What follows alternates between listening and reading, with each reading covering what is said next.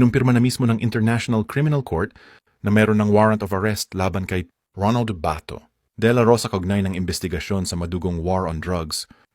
Today, the judges of Pretrial Chamber 1 of the International Criminal Court unsealed an arrest warrant for Ronald Marapon de la Rosa.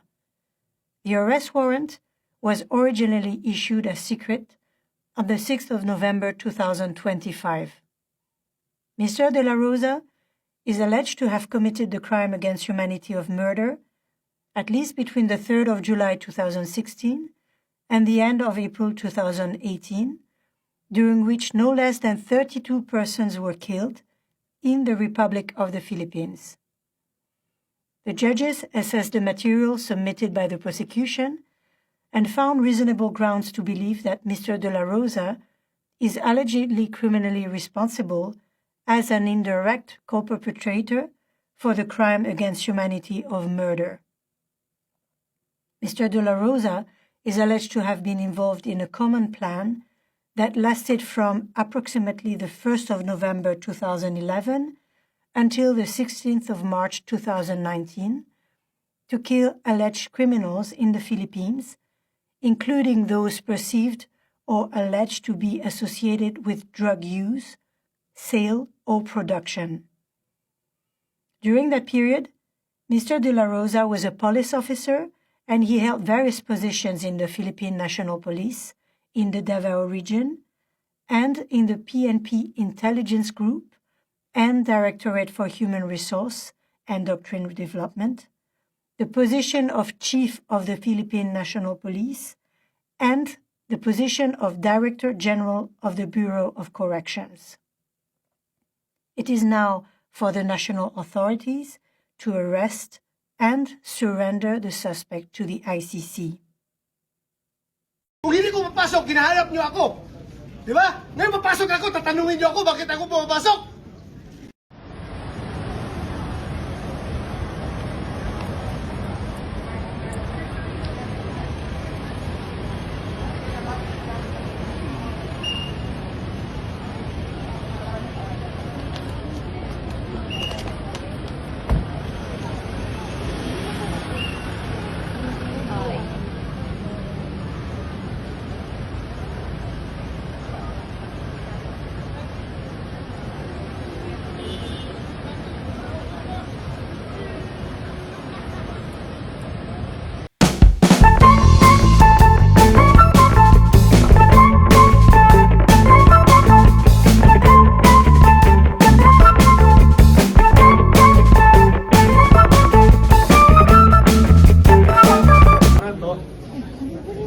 Sir.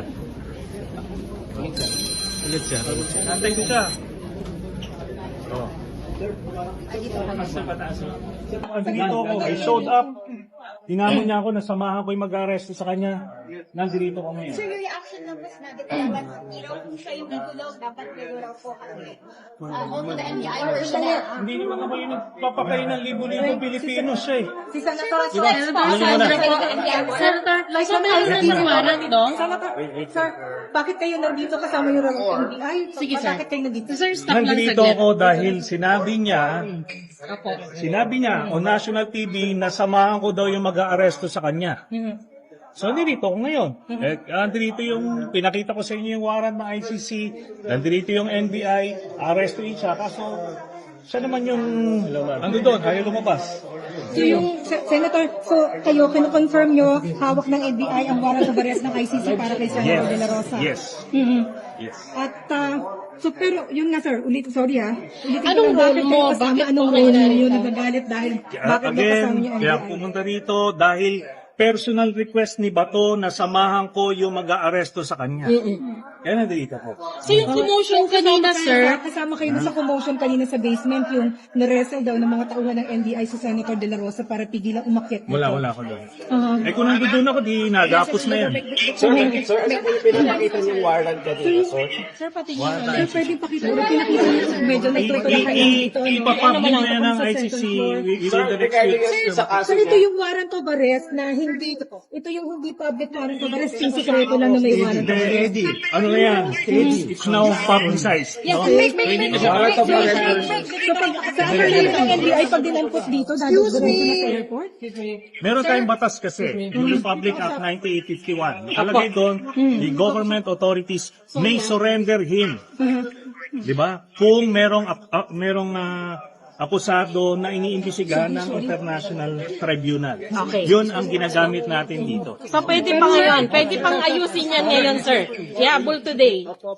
Sir, pahabulan. Sir, why are you here? Hindi na natin papalabasin yan si What Bato. is why are you here? Why are you here? Kayo dito hindi palalabasin kasi... Andito ko dahil nag-request si Bato publicly, national TV, nasamahan ko'y mag-aaresto. Nandito ko ngayon. You have the warrant, sir. You have the warrant. ICC warrant. Kanina, pinakita. Okay, sir.